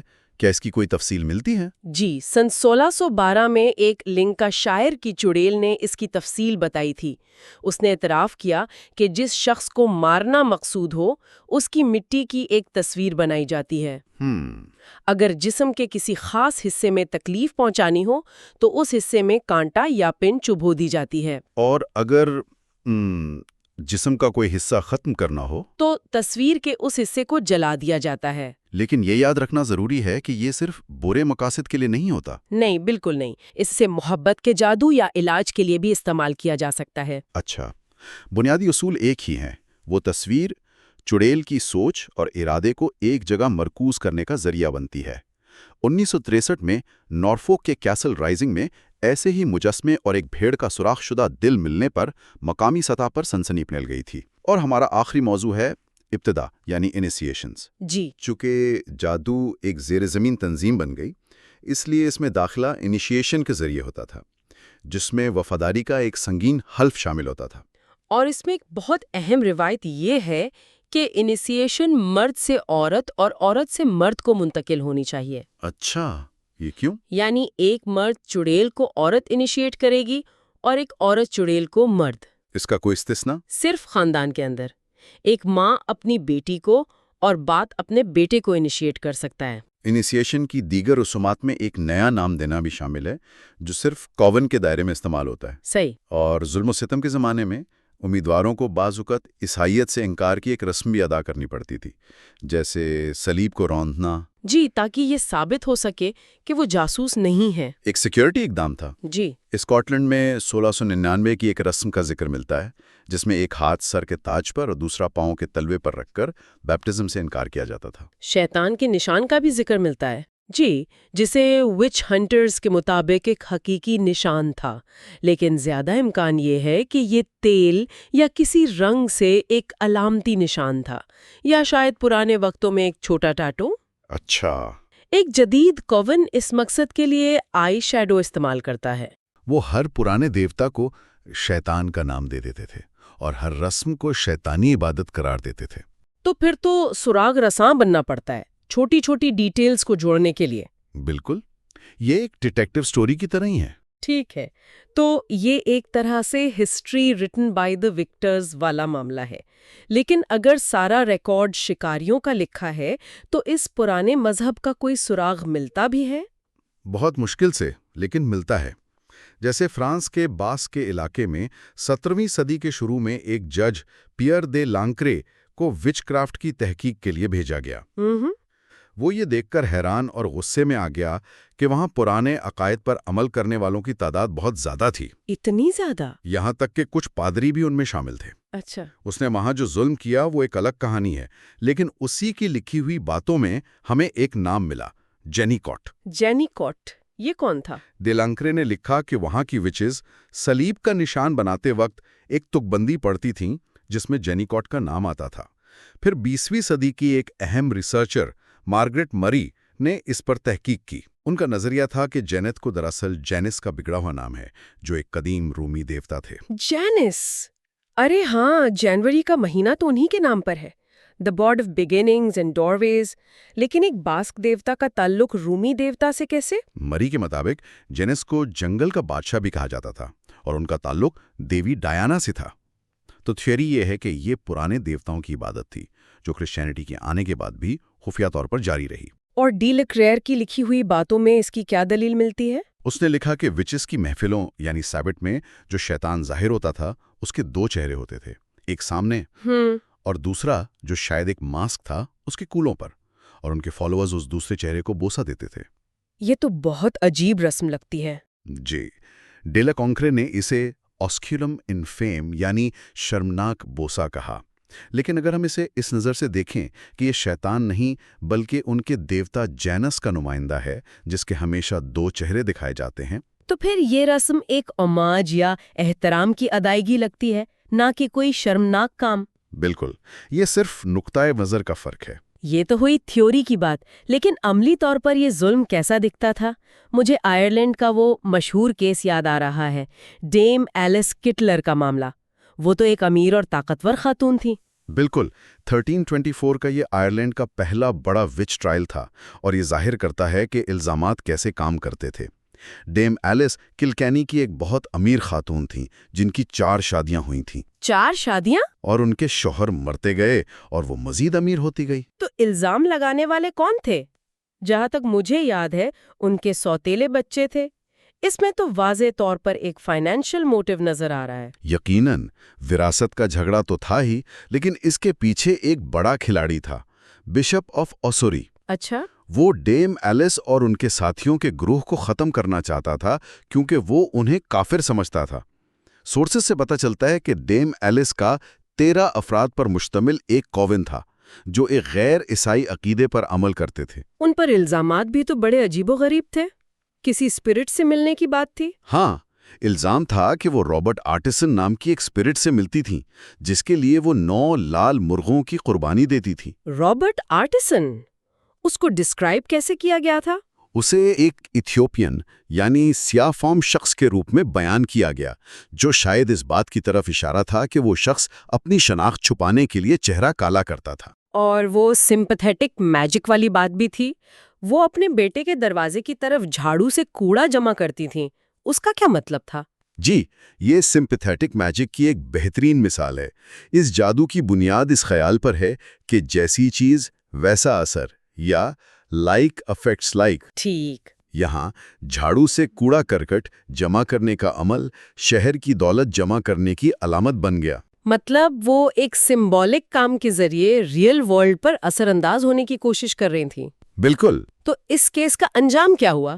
ڈیم ایلس کا کیا بنا؟ دیکھیں، ڈیم ایلس بہت بااثر تھیں، وہ سزا سے پہلے ہی انگلینڈ فرار ہونے میں کامیاب ہو گئیں۔ اچھا، لیکن ان کی ملازمہ پیٹرونیلا اتنی خوش قسمت نہیں تھیں۔ اس کا کیا ہوا؟ اسے گرفتار کیا گیا، تشدد کر کے اس سے اقبال جرم کروایا گیا اور پھر اسے زندہ جلا دیا گیا۔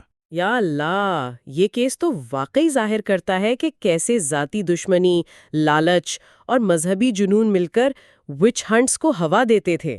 تو یہ کونز صرف خفیہ طور پر نہیں ملتے تھے، ان کی اپنی رسومات اور تہوار بھی تو ہوتے ہوں گے، جیسے سورسز میں لمس کا ذکر ملتا ہے۔ جی، لمس 1 اگست کو منایا جانے والا ایک بہت بڑا تہوار تھا۔ وچز کے سال میں 4 بڑے سیبٹس ہوتے تھے اور یہ ان میں سے ایک تھا۔ یہ فصل کی کٹائی کے آغاز کا جشن تھا۔ لیکن اس کی ایک اور پر اسرار وجہ شہرت بھی ہے۔ وہ کیا؟ سن 1100 میں لمس کے اگلے ہی دن انگلینڈ کے بادشاہ ولیم روفس کو نیو فارسٹ میں شکار کے دوران ایک تیر لگنے سے پر اسرار طور پر ہلاک کر دیا گیا تھا۔ کیا یہ صرف ایک حادثہ تھا یا اس کا اس تہوار سے کوئی تعلق ہے؟ یہ ایک بڑی بحث ہے۔ مارگریٹ مری جیسی ریسرچرز کا نظریہ ہے کہ یہ کوئی حادثہ نہیں تھا، بلکہ ولیم روفس پرانے مذہب کے پیروکاروں کے لیے ایک مقدس بادشاہ تھا جسے رسم کے طور پر قربان کیا گیا۔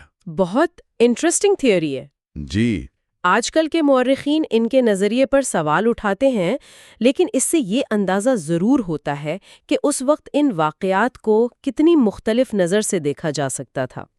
لمس کا لفظ خود سیلٹک تہوار لگنساد سے نکلا ہے، جو سورج دیوتا لگ کے لیے منایا جاتا تھا۔ یہ سب کچھ ایک بڑی تصویر کی طرف اشارہ کرتا ہے۔ یہ ظلم صرف انفرادی وچ ہنٹرز کا کام نہیں تھا، اس کے پیچھے ایک پورا لیگل سسٹم تھا۔ وچ کرافٹ کے خلاف قوانین کی تاریخ کیا رہی ہے؟ دیکھیں، اکلٹ پاورز کے غلط استعمال کے خلاف قوانین تو ہر دور میں رہے ہیں، لیکن کرسچینٹی کے پھیلاؤ کے ساتھ ایک نیا اور خطرناک خیال سامنے آیا۔ کیا؟ یہ کہ دوسرے تمام دیوتا دراصل شیطان ہیں، اور چرچ نے صدیوں تک ان پرانے پیگن عقائد کے خلاف جدوجہد کی جو عوام میں بہت مقبول تھے۔ اور انگلینڈ میں صورتحال کیسی تھی؟ وہاں بھی 7ویں صدی سے قوانین بننا شروع ہو گئے تھے، لیکن اصل ظلم کی لہر 1401 میں دا ہیریٹیکو کمبورینڈو نام کے قانون کے بعد شروع ہوئی۔ اس کا مطلب کیا تھا؟ اس کا مطلب تھا کافروں کو جلانے کا قانون۔ اس کے بعد تو وچ کرافٹ کے الزام میں موت کی سزا ایک عام سی بات بن گئی۔ اور 17ویں صدی کو اس ظلم کا عروج سمجھا جاتا ہے، خاص طور پر کنگ جیمز آئی کے دور میں۔ بالکل، کنگ جیمز آئی جادو ٹونے کے معاملے میں جنونی تھا۔ اس نے 1604 میں ایک انتہائی سخت قانون بنایا۔ اس کے بعد خانہ جنگی کے دور میں پیورٹنز نے تو حد ہی کر دی۔ اور یہاں پھر وہی مالی فائدے والی بات آ جاتی ہے جو ہم نے ڈیم ایلس کے کیس میں دیکھی تھی۔ جی ہاں، مجرم قرار دی گئے وچ کی تمام جائیداد ریاست یا چرچ ضبط کر لیتا تھا۔ یہ الزام لگانے والوں کے لیے ایک بہت بڑی ترغیب تھی۔ تو یہ خوف اور لالچ کا نظام آخر ختم کیسے ہوا؟ 18ویں صدی میں جب روشن خیالی یعنی ریشنلزم اور سکیپٹسزم کا دور آیا تو پڑھے لکھے طبقے نے ان باتوں پر یقین کرنا چھوڑ دیا۔ اچھا۔ 1736 میں برطانیہ میں وچ کرافٹ کو سزائے موت کے جرم کے طور پر ختم کر دیا گیا، لیکن قانون میں ایک دلچسپ تبدیلی آئی۔ وہ کیا تھی؟ اب جادو کرنے پر نہیں، بلکہ جادو کرنے کا ڈھونگ کر کے لوگوں کو بے وقوف بنانے پر سزا ہوتی تھی۔ اچھا، تو جرم جادو نہیں بلکہ فراڈ بن گیا۔ بالکل، اور اسی قانون کے تحت 20ویں صدی میں ہیلن ڈنکن جیسی اسپرچولسٹ میڈیمز پر مقدمے چلائے گئے۔ آخرکار 1951 میں یہ پرانا قانون بھی ختم کر دیا گیا اور فراڈولنٹ میڈیمز ایکٹ لایا گیا۔ تو جب یہ ظلم و ستم کا دور ختم ہوا، لوگوں نے وچ کرافٹ کو زیادہ سنجیدگی اور غیر جانبداری سے سمجھنا شروع کیا۔ چارلز گاڈفری لیلینڈ کا نام اس حوالے سے بہت اہم ہے۔ وہ کون تھے؟ لیلینڈ ایک کمال کی شخصیت تھے۔ وہ ایک امریکن فولکلورسٹ، مصنف اور ریسرچر تھے جو صرف کتابیں ہی نہیں لکھتے تھے بلکہ خود بھی میجک کی پریکٹس کرتے تھے۔ اچھا۔ ان کی سب سے مشہور کتاب ہے اراڈیا اور دا گاسپل آف دا وچز، جو آج بھی بہت سے ماڈرن وچز کے لیے ایک مقدس کتاب کی حیثیت رکھتی ہے۔ ان کی ریسرچ کا خاص نقطہ کیا تھا؟ انہوں نے کیا نیا دریافت کیا؟ وہ اٹلی گئے اور وہاں کے وچ کرافٹ کلچر سے بہت متاثر ہوئے، جسے مقامی طور پر لا ویکیا ریلیجیونے یعنی پرانا مذہب کہا جاتا تھا۔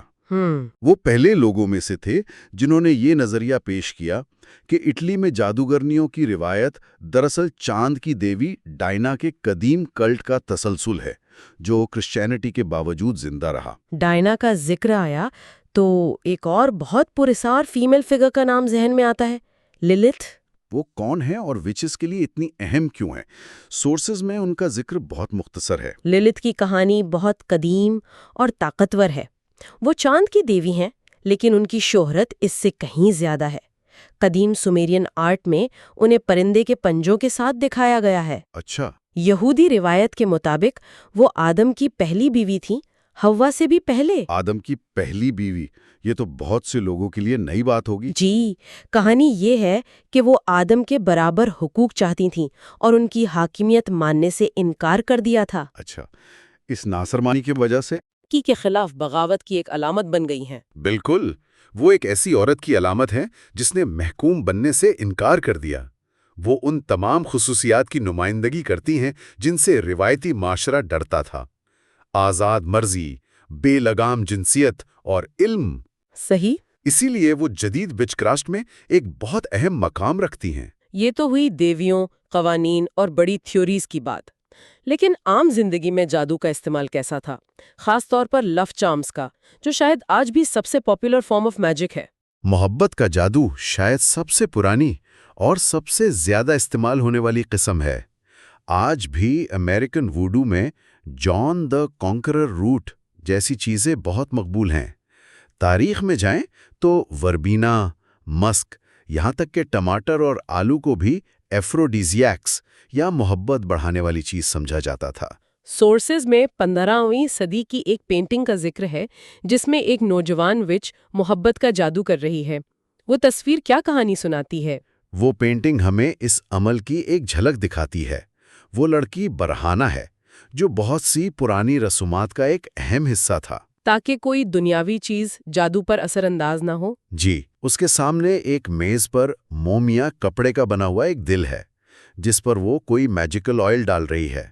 اس کے پاس ایک کتا بھی بیٹھا ہے جو شاید اس کا فیملیئر یعنی جادوئی مددگار ہے۔ یہ منظر دکھاتا ہے کہ جادو صرف جنگلوں یا خفیہ محفلوں میں نہیں بلکہ عام گھروں میں بھی کیا جاتا تھا۔ صحیح۔ کچھ پرانی رسومات تو کافی عجیب بھی تھیں، جیسے کوکل بریڈ کا ذکر ملتا ہے۔ ہاں، وہ ایک پرانی رسم تھی جس میں آٹے کو ایک خاص طریقے سے گوندھ کر روٹی بنائی جاتی تھی اور پھر مطلوبہ شخص کو کھلائی جاتی تھی تاکہ وہ محبت میں گرفتار ہو جائے۔ اچھا، اسی طرح بھیڑ کی ہڈی یا ییرو کے پھولوں سے مستقبل کے محبوب کے بارے میں جاننے کے منتر بھی تھے۔ تو ان سب منتروں اور چارمز کے پیچھے اصل طاقت کیا تھی؟ کیا یہ جڑی بوٹیاں اور الفاظ خود جادوئی تھے؟ اصل طاقت ان چیزوں میں نہیں، بلکہ ان کو استعمال کرنے والے کے ارادے، ول پاور اور کانسنٹریشن میں ہوتی تھی۔ اچھا، تو یہ چیزیں صرف فوکس کرنے کا ذریعہ تھیں؟ بالکل، یہ تمام چیزیں، یہ رسومات دراصل ذہن کو ایک نقطے پر مرکوز کرنے کا ذریعہ تھیں۔ جادو اپنی بنیاد میں انسانی نفسیات اور یقین کی طاقت کو استعمال کرنے کا ایک طریقہ ہے۔ محبت اور کنٹرول کی یہ خواہش جو ان تمام چارمز اور منتروں کے پیچھے کام کرتی نظر آتی ہے، ہمیں انسانی یقین کے نظام کی گہرائیوں کے بارے میں سوچنے پر مجبور کرتی ہے۔ آخر یہ کیا چیز ہے جو انسان کو ان دیکھی طاقتوں پر بھروسہ کرنے کی طرف مائل کرتی ہے؟ کتاب میں جادو کی اس طاقت یا پاور کا ذکر بار بار آیا ہے۔ یہ طاقت آخر ہے کیا؟ کیا یہ صرف سجیشن ہے، ہپنوٹزم کی کوئی شکل ہے، یا اس کی بنیاد کسی نامعلوم توانائی پر ہے؟ یہاں یہ بات بہت دلچسپ ہے کہ یہ عقیدہ صرف ایک جگہ کا نہیں، یہ پوری دنیا میں پایا جاتا تھا۔ مشرق کے یوگی اسے تتواز کہتے ہیں۔ پرتھوی یعنی زمین، آپس پانی، تیجس آگ، وایو ہوا اور آکاشا یعنی روح۔ اور اسی طرح قدیم ویلش ڈرویڈک روایات میں بھی ایک پانچویں عنصر نیو کا ذکر ملتا ہے جسے وہ خدا، زندگی اور عقل مانتے تھے۔ یہ بات بھی حیران کن ہے کہ یہ قدیم نظریہ آج کے اٹامک فزکس سے کتنا ملتا جلتا ہے، جہاں میٹر اور انرجی کو انٹرچینجبل سمجھا جاتا ہے۔ بالکل یہی بات پرانے فلسفی کہتے تھے، اور 19ویں صدی میں تو اس بات کا مذاق اڑایا جاتا تھا۔ بالکل، اور اسی ایک توانائی کو مختلف لوگوں نے مختلف نام دیے۔ جیسے میسمر نے اسے اینیمل میگنیٹزم کہا، پیراسیلسس نے اسے یونیورسل فلوئڈ کا نام دیا، پیسیفک آئلینڈز کے جادوگر اسے مانا کہتے تھے، اور کچھ لوگوں نے اسے یونیورسل لائف انرجی کہا۔ کتاب میں ہرمیز کی پراسرار ایمرلڈ ٹیبلٹ کا بھی ذکر ہے۔ سنا ہے کہ یہ ایک زمرد کی تختی تھی جس پر گہرے جادوئی راز لکھے ہوئے تھے۔ اس کی ایک لائن بہت مشہور ہے، جو نیچے ہے وہ ویسا ہی ہے جیسا کہ اوپر ہے، اور جو اوپر ہے وہ ویسا ہی جیسا کہ نیچا ہے، تاکہ ایک چیز کے معجزات کو انجام دیا جا سکے۔ جی، یہ تحریر اسی یونیورسل لائف انرجی کی طرف اشارہ کرتی ہے، اور ہمارے لیے اس کا سب سے بڑا سورس سورج ہے۔ انسان سانس کے ذریعے اس توانائی کو جذب کرتا ہے، جسے ہندو پرانا کہتے ہیں، اور یہ شمسی توانائی ہمارے جسم میں سولر پلیکسس میں جمع ہوتی ہے۔ ولیم رائش نے بھی اسی طرح کی ایک توانائی کا ذکر کیا جسے وہ اورگون کہتے تھے۔ ان کے مطابق یہ ایک کائناتی توانائی ہے جس کا رنگ نیلا بنفشی ہے، اور یہ ہر چیز میں موجود ہے۔ ری انکارنیشن، تو اگلا موضوع ہے ری انکارنیشن یعنی پنرجنم۔ کتاب بتاتی ہے کہ 1950s کی دہائی میں جیفری گورر نے ایک تحقیق کی جس سے معلوم ہوا کہ انگلینڈ میں بہت سے لوگ پنرجنم پر یقین رکھتے ہیں۔ یہ تو کافی حیران کن بات ہے۔ جی، کیونکہ یہ خیال صرف مشرق تک محدود نہیں ہے، یہ مغربی یورپ کے پرانے مذہب کا بھی ایک اہم حصہ رہا ہے۔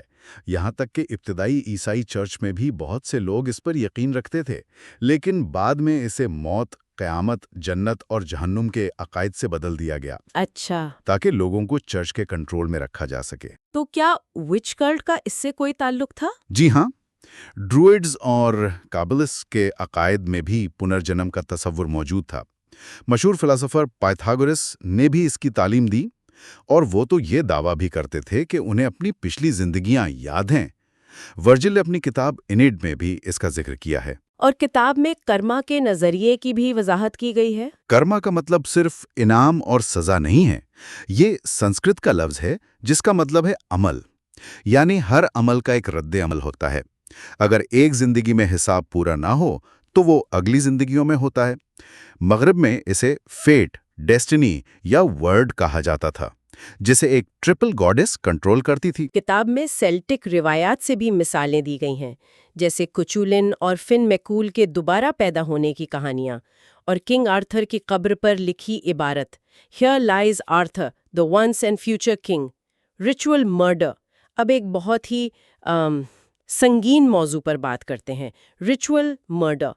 کتاب میں جدید دور کے واقعات جیسے شیرن ٹیٹ کے قتل کا حوالہ دیا گیا ہے اور بتایا گیا ہے کہ یہ کوئی نئی چیز نہیں ہے۔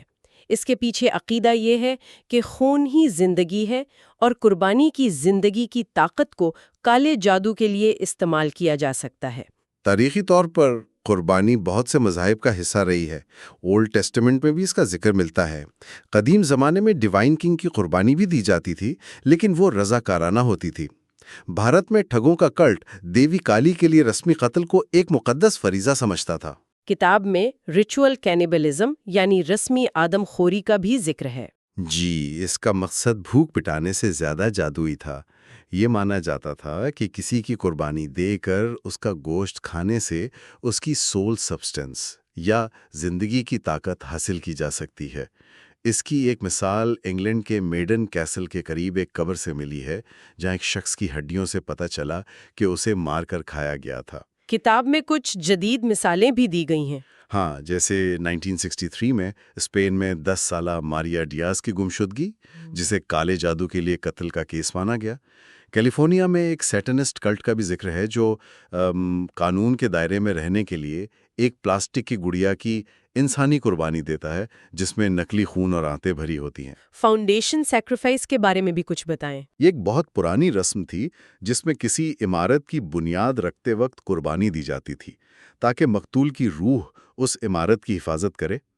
کینٹ میں ایک رومی قلعے کی بنیادوں سے 11 بچوں کے ڈھانچے ملے ہیں۔ بعد میں انسانوں کی جگہ جانوروں کی قربانی دی جانے لگی، اور آج کل یہ رسم بنیاد کے پتھر کے نیچے سکے یا قیمتی اشیاء رکھنے کی شکل میں باقی ہے۔ Royalty, its connection with witchcraft. اگلا باب شاہی خاندان اور جادو ٹونے کے درمیان تعلق پر ہے۔ کتاب میں کنگ ولیم روفس کا ذکر ہے، جسے ریڈ کنگ کہا جاتا تھا، اور وہ کھلے عام پیگن تھا۔ اسی طرح پلانٹاجنٹ بادشاہوں کے بارے میں بھی کہا جاتا ہے کہ وہ خفیہ طور پر پرانے مذہب پر عمل کرتے تھے۔ ان کا خاندانی نشان بروم پلانٹ تھا، جسے ہیگ ویڈ یعنی وچ ویڈ بھی کہا جاتا ہے۔ ایڈورڈ تھرڈ کے آرڈر آف دا گارٹر کا تعلق بھی اسی مذہب سے جوڑا جاتا ہے۔ اور کتاب میں ڈیوائن کنگ کے تصور کا بھی ذکر ہے۔ یہ ایک قدیم تصور ہے کہ بادشاہ کو ایک مقررہ مدت کے بعد قربان ہونا پڑتا تھا تاکہ اس کے خون سے زمین زرخیز ہو۔ مارگریٹ مری کی کتاب کے مطابق برطانیہ کے ابتدائی بادشاہوں کو رسمی طور پر قتل کیا جاتا تھا۔ ایڈورڈ فورتھ اور الزبتھ وڈول کی کہانی بھی کافی دلچسپ ہے۔ ان کی ملاقات ایک جنگل میں ہوئی اور مے ڈے کی صبح ان کی خفیہ شادی ہوئی۔ بعد میں الزبتھ کی والدہ جیکوٹا پر جادو ٹونے کا الزام لگایا گیا اور اسی الزام کو بنیاد بنا کر ان کی شادی کو غیر قانونی قرار دیا گیا تاکہ رچرڈ تھرڈ تخت پر بیٹھ سکے۔ کتاب میں کنگ جیمز ون کا بھی ذکر ہے جو جادوگرنیوں سے بہت ڈرتے تھے۔ جی، کیونکہ اسکاٹ لینڈ میں کچھ جادوگرنیوں نے ان کے خلاف سازش کی تھی۔ ایگنس سیمسن نامی ایک جادوگرنی نے بادشاہ کو ان کے اور ان کی ملکہ کے درمیان شادی کی پہلی رات ہونے والی نجی گفتگو کے الفاظ بتا کر حیران کر دیا تھا، جس کے بعد بادشاہ کو اس کی طاقت پر یقین ہو گیا۔ سبت، اب بات کرتے ہیں سیبٹ کی۔ کتاب کے مطابق جادوگروں کے سال میں 8 سیبٹس ہوتے ہیں، 4 بڑے اور 4 چھوٹے۔ بڑے سیبٹس ہیں کینڈل میس، مے ایو، لومس اور ہیلووین، جو قدیم کیلٹک تہواروں سے مطابقت رکھتے ہیں۔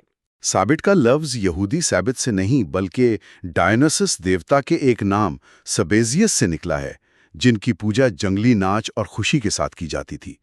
سابٹ کی محفلوں میں آگ جلائی جاتی تھی، ڈانس ہوتا تھا اور پرانے دیوتاؤں کی صحت کا جام پیا جاتا تھا۔ ایک دلچسپ بات یہ بتائی گئی ہے کہ ان کی دعوتوں میں نمک نہیں ہوتا تھا۔ جی، لیکن اس کا مطلب نمک نہیں بلکہ سالٹ سیلر تھا، جو اس زمانے میں سماجی حیثیت کی علامت سمجھا جاتا تھا۔ سابٹ میں سب برابر تھے، اس لیے سماجی تفریق کی کوئی علامت نہیں رکھی جاتی تھی۔ کتاب میں جدید سیبٹ کی تفصیل بھی موجود ہے۔ آج کل سیبٹ کھلی جگہ پر ہو تو آگ جلائی جاتی ہے اور پانی کا کوئی ذریعہ قریب ہوتا ہے تاکہ چاروں عناصر موجود ہوں۔ اگر اندر ہو تو ایک چھوٹی آلٹر ہوتی ہے جس پر آگ اور پانی کے ساتھ اکثر ایک کھوپڑی اور ہڈیاں بھی رکھی جاتی ہیں جو موت اور پنرجنم کی علامت ہیں۔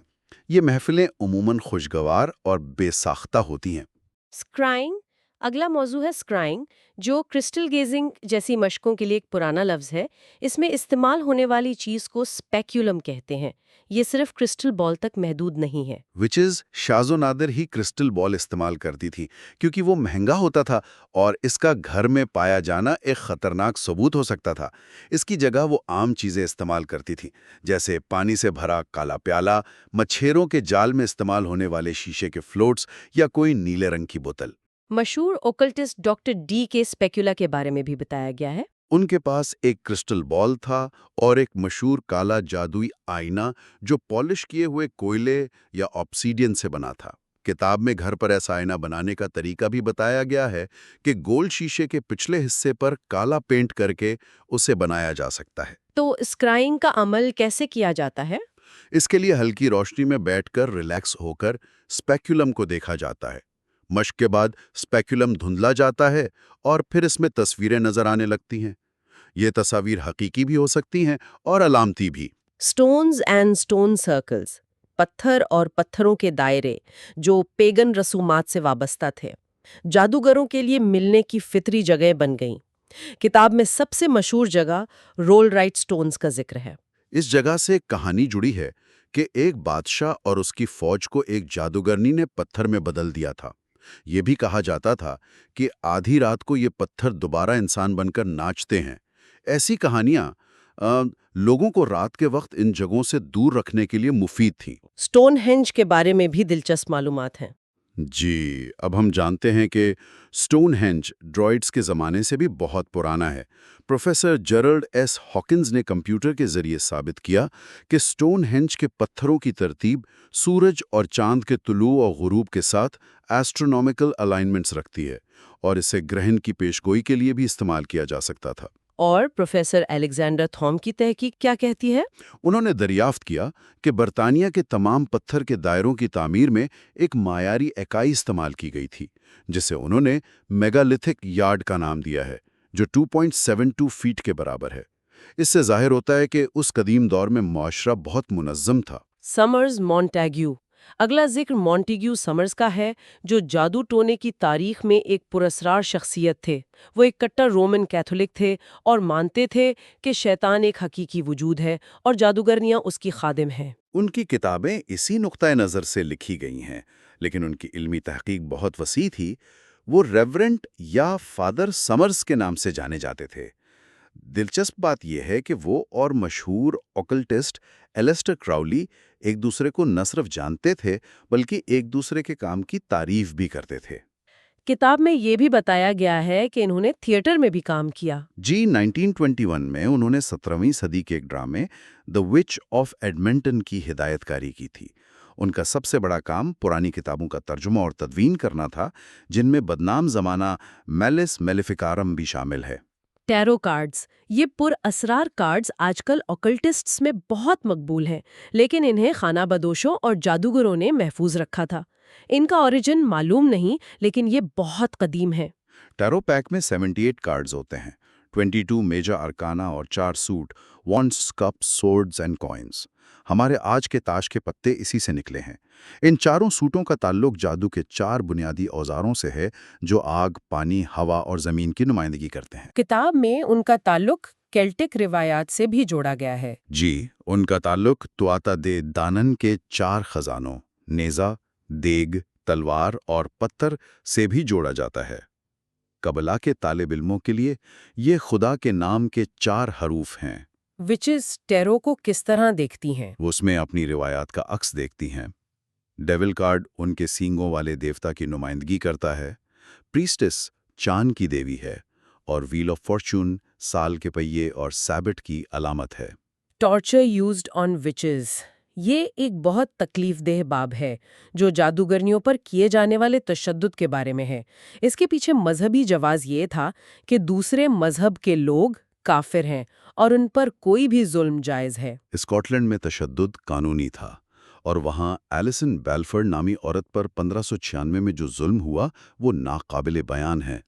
اسے اذیت دینے والے اوزاروں میں رکھا گیا اور اس کے سامنے اس کے شوہر، بیٹے اور 7 سالہ بیٹی کو تشدد کا نشانہ بنایا گیا، جس کے بعد اس نے ایک بالغ جرم کر لیا۔ کیا بچوں کو بھی تشدد کا نشانہ بنایا جاتا تھا؟ ہاں، بچوں پر بھی کوئی رحم نہیں کیا جاتا تھا۔ اسکاٹ لینڈ کے کچھ علاقوں میں جادوگرنیوں کو نکیلی کیلوں والے بیرل میں ڈال کر پہاڑی سے لڑکایا جاتا تھا اور پھر جلا دیا جاتا تھا۔ جرمنی میں تشدد کی کیا صورتحال تھی؟ وہاں تشدد کے کئی درجات تھے۔ قیدیوں کو پہلے اذیت کے آلات دکھائے جاتے، پھر ان پر تشدد کیا جاتا۔ سب سے خوفناک طریقوں میں سے ایک سٹریپاڈو تھا، جس میں قیدی کے ہاتھ پیچھے باندھ کر اسے رسی سے اوپر کھینچ لیا جاتا تھا، جس سے اس کے جوڑ نکل جاتے تھے۔ بیمبرگ شہر میں ایک خاص جیل ہیکسن ہاؤس بنائی گئی تھی، جہاں جادوگرنیوں کو قید کر کے تشدد کیا جاتا تھا۔ Trees and which craft. اب بات کرتے ہیں درختوں اور جادو ٹونے کے تعلق کی۔ کتاب میں ایلیٹ اور ڈونلڈز کی ٹری کلٹ کا ذکر ہے، جس کے مطابق کچھ لوگوں کا درختوں سے ایک خاص روحانی تعلق ہوتا ہے۔ درختوں میں روحوں کے بسنے کا عقیدہ بہت پرانا ہے۔ سسیکس میں ٹکس ووڈ کے جنگل کا جنگل ایک جادوگرنی نین ٹک کے بھوت سے وابستہ ہے، جس نے اسی جنگل میں ایک درخت سے خودکشی کی تھی۔ یہ بھی مانا جاتا ہے کہ درختوں کا ایک اورا ہوتا ہے اور ان سے شفا بخش توانائی حاصل کی جا سکتی ہے۔ کچھ خاص درختوں کا بھی ذکر ہے۔ جی، جیسے فون ٹری یعنی کانٹے دار جھاڑی، جسے پریوں سے جوڑا جاتا ہے۔ اوک یعنی بلوط کا درخت، جسے ڈروئڈز مقدس مانتے تھے، اور اس کے پھل ایکورن کو خوش قسمتی کی علامت سمجھا جاتا تھا۔ ایلڈر کا درخت، جس کی شہرت کچھ منفی ہے اور اسے جادو ٹونے سے جوڑا جاتا ہے۔ ٹچ ووڈ کے محاورے کا بھی اس سے کوئی تعلق ہے؟ بالکل، یہ درختوں کی قدیم پوجا کی باقیات میں سے ہے۔ اسی طرح کرسمس ٹری بھی ہمارے پیگن آباء و اجداد کے ورلڈ ٹری کا ایک چھوٹا ورژن ہے۔ UFOs انآئیڈینٹیفائڈ فلائنگ آبجیکٹس یا UFOs کوئی نئی چیز نہیں ہے۔ پرانے وقتوں میں آسمان پر نظر آنے والی عجیب چیزوں کو اکثر جادو ٹونے سے جوڑا جاتا تھا۔ رومی مصنف پلائنی نے ایک اڑتی ہوئی ڈھال کا ذکر کیا ہے۔ فرانس اور اٹلی کی پرانی کہانیوں میں مگونیا کی سلطنت کا ذکر ہے، جو بادلوں میں ایک شہر تھا جہاں سے پراسرار جہاز زمین پر آتے تھے۔ چرچ کا ماننا تھا کہ یہ جادوگروں کا بنایا ہوا شہر ہے۔ کتاب میں فائر ڈریک کا بھی ذکر ہے؟ جی، یہ ایک قسم کا آگ کا بادل تھا جو تیزی سے آسمان پر اڑتا تھا۔ اسے اڑنے والا ڈریگن بھی کہا جاتا تھا، جو آج کے UFO سے بہت ملتا جلتا ہے۔ United States of America witchcraft in present day. America میں آج بھی جادو ٹونا کافی پھیلا ہوا ہے اور اس کی جڑیں یورپی روایت سے جڑی ہیں۔ اوزارک ماؤنٹنز کے علاقے میں وینس رینڈولف نے تحقیق کی، جہاں پرانے عقائد اور رسومات آج بھی زندہ ہیں۔ پینسلوینیا ڈچ کمیونٹی میں گھروں پر ہیکس سائنز بنانے کا رواج ہے، جو برائی سے بچانے کے لیے بنائے جاتے ہیں۔ یہ بھی یورپی جادو کی ایک شکل ہے۔ سیلم وچ ٹرائلز کا ذکر تو بہت مشہور ہے۔ جی، لیکن کتاب یہ کہتی ہے کہ سیلم کے واقعات صرف ہسٹیریا نہیں تھے، بلکہ کچھ ثبوت اس طرف اشارہ کرتے ہیں کہ وہاں واقعی ایک خفیہ کلٹ موجود تھا۔ آج کل امریکہ میں کیا صورتحال ہے؟ آج کل وہاں ایک میجک ایکسپلوژن ہوا ہے۔ ایک طرف ریمنڈ بکلنڈ جیسے گارڈینین وچز ہیں، تو دوسری طرف پرانی امریکی روایات کے پیروکار ہیں۔ اس کے علاوہ بہت سے تجارتی اور جعلی سیٹنسٹ کلٹس بھی ابھر آئے ہیں، جن کا اصل جادو ٹونے سے کوئی تعلق نہیں۔ دی اپرائٹ مین، یہ ایک دلچسپ کردار ہے جو پرانے وقتوں میں بھکاریوں کی برادریوں میں پایا جاتا تھا۔ اس برادری کا ایک الیکٹڈ بادشاہ ہوتا تھا، لیکن اپرائٹ مین کا درجہ بہت خاص تھا۔ اس کا تعلق وچ کلٹ کے مرد رہنما، جسے دی ڈیول کہا جاتا تھا، سے ملتا جلتا ہے۔ اپرائٹ مین کو برادری کی کسی بھی عورت کے ساتھ پہلی رات گزارنے کا حق حاصل تھا۔ وہ نئے آنے والوں کو برادری میں شامل کرنے کی رسم بھی ادا کرتا تھا، جس میں ان کے سر پر شراب ڈالی جاتی تھی۔ تو یہ کردار پرانے مذہب کی ایک باقیات تھا۔ بالکل، یہ پرانے مذہب کی ایک واضح نشانی ہے جو معاشرے کے نچلے طبقے میں زندہ رہی۔ ویمپائرز، ویمپائر کا لفظ سلاوی زبان سے نکلا ہے، لیکن یہ عقیدہ صرف بلقان تک محدود نہیں تھا، بلکہ برطانیہ میں بھی بہت مضبوط تھا۔ چوراہے پر لاش کو دل میں لکڑی کا کیل ٹھونک کر دفن کرنے کا مقصد ہی لاش کو ویمپائر بننے سے روکنا تھا۔ ویمپائر کے بارے میں 3 نظریات ہیں: ایک بری روح جو لاش پر قبضہ کر لے، ایک بے چین روح جو زندہ لوگوں کا خون پی کر زندہ رہے، یا ایک زندہ لاش جسے نوسفیراٹو کہتے ہیں۔ کتاب میں کروگلن رینج کے ویمپائر کی مشہور کہانی کا بھی ذکر ہے۔ جی، اور 12ویں صدی کی انگلش کہانیوں کا بھی، جس سے پتہ چلتا ہے کہ یہ عقیدہ کتنا پرانا تھا۔ 1732 میں سربیا میں ارینیوڈ پیولے کے کیس کی سرکاری تحقیقات ہوئیں، جس میں 13 قبریں کھودی گئیں اور ان میں سے 10 لاشیں بالکل تازہ حالت میں ملیں، جنہیں جلا دیا گیا۔ ویئرولفز، انسان کا بھیڑیے میں تبدیل ہونا کالے جادو کی ایک روایتی طاقت ہے۔ کیا یہ واقعی ممکن ہے؟ اپنتسٹ کے مطابق یہ تبدیلی جسمانی نہیں بلکہ ایسٹرل باڈی کی ہوتی ہے۔ اگر اس ایسٹرل بھیڑیے کو کوئی زخم پہنچے تو وہ زخم جادوگر کے جسم پر بھی ظاہر ہوتا ہے، جسے ریپرکشن کہتے ہیں۔ اس عقیدے کی جڑیں کہاں ہیں؟ یہ عقیدہ بہت پرانا ہے۔ قدیم یونان میں زوس لائکیس کا ایک کلٹ تھا جو اس سے وابستہ تھا۔ اس کے علاوہ یورپ میں بھیڑیوں کا خوف، لائکنتھروپی نامی ذہنی بیماری اور آدم خوری کی رسومات، سب نے مل کر اس عقیدے کو جنم دیا۔ کتاب میں ژر گرینیئر کی کہانی بھی ہے۔ وہ 14 سال کا لڑکا تھا جو خود کو بھیڑیا سمجھتا تھا۔ اس نے بتایا کہ جنگل کے سردار لارڈ آف دا فارسٹ میں اسے یہ طاقت دی تھی۔ اسے سزائے موت کی بجائے ایک خانقاہ میں قید کر دیا گیا، جہاں وہ 21 سال کی عمر میں مر گیا۔ وچ بالز، یہ شیشے کی چمکدار گیندیں ہوتی ہیں جو پرانی چیزوں کی دکانوں میں نظر آتی ہیں۔ ان کا مقصد گھر کو بری نظر سے بچانا تھا۔ ان کی 2 قسمیں تھیں، ایک چمکدار آئینے جیسی جو بری نظر کو واپس بھیج دیتی تھی، دوسری نیل سی گلاس کی بنی رنگین گیندیں جن کا مقصد بری نظر کو اپنے پیچیدہ نمونوں میں الجھا کر اس کی طاقت کو ختم کرنا تھا۔ کتاب میں ایک اور پرانی قسم کا بھی ذکر ہے۔ جی، ایک کھوکھلی شیشے کی گیند جس میں رنگین دھاگے بھرے ہوتے تھے تاکہ ایک الجھا ہوا پیٹرن بن سکے۔ یہ مانا جاتا تھا کہ یہ گیندیں گھر کی تمام بری قسمت کو اپنی طرف کھینچ لیتی ہیں، اس لیے انہیں وقتاً فوقتاً صاف کیا جاتا تھا تاکہ بری قسمت بھی صاف ہو جائے۔ وچ کرافٹ۔ اب آتے ہیں مرکزی موضوع وچ کرافٹ پر، جسے وائز کرافٹ بھی کہا جا سکتا ہے۔ وچ کا لفظ پرانی انگریزی کے وکا اور وچے سے نکلا ہے، جس کا مطلب ہے جاننے والا یا عقل مند۔ لیلن کے مطابق جادو ٹونے کا شیطانی پہلو چرچ نے بنایا تھا۔ اصل میں یہ پیگنزم تھا، جس میں ڈیانا کی پوجا کی جاتی تھی، نہ کہ شیطان کی۔ یہ مظلوموں کا مذہب تھا جو اپنے ظالموں کے خلاف بغاوت کرتے تھے۔ جادو ٹونے کی کتنی قسمیں اور درجات ہیں؟ 3 قسمیں ہیں، سفید، کالا اور گرے، اور 3 درجات بھی ہیں جو میسونک درجات سے ملتے جلتے۔ علم نسل در نسل زبانی طور پر منتقل ہوتا تھا، کیونکہ لکھی ہوئی چیزیں خطرناک ثبوت تھیں۔ تو جادوگری صرف ایک مذہب نہیں بلکہ ایک فلسفہ بھی ہے۔ جی، یہ زندگی گزارنے کا ایک طریقہ ہے جو عقل کے ساتھ ساتھ جذبات اور احساسات کو بھی اہمیت دیتا ہے۔ اس کا بنیادی اصول ہے جو چاہو کرو جب تک کہ اس سے کسی کو نقصان نہ پہنچے۔ جدید جادوگر شیطان کی پوجا نہیں کرتے، بلکہ فطرت سے ہم آہنگی اور چھپی ہوئی طاقتوں کا مطالعہ کرتے ہیں۔ The Witch's Ladder یہ ایک بہت ہی عجیب چیز ہے جو 1886 میں سمرسیٹ کے ایک پرانے گھر سے ملی، ایک خفیہ کمرے میں 6 جھاڑوؤں اور ایک کرسی کے ساتھ ایک رسی بھی ملی جس میں پرندوں کے پر لگے ہوئے تھے۔ مقامی لوگوں نے اسے وچز لیڈر کہا اور بتایا کہ یہ کسی پر لعنت بھیجنے کا ایک اوزار ہے۔ لیلینڈ نے تحقیق کی تو پتہ چلا کہ اٹلی میں بھی ایسی ہی چیز استعمال ہوتی تھی، جسے دی وچز گارلینڈ کہتے تھے۔ اس میں ایک ڈوری میں گریں لگا کر ہر گرے میں کالی مرغی کا پر لگایا جاتا تھا۔ اس کا مقصد کیا ہوتا تھا؟ ہر گرہ باندھتے وقت بددعا دی جاتی تھی اور پھر اسے دشمن کے بستر میں چھپا دیا جاتا تھا تاکہ اس پر مصیبت آئے۔ The Witch of Scrap Faggot Green یہ دوسری جنگ عظیم کے آخر میں ایسیکس میں پیش آنے والا ایک سچا واقعہ ہے۔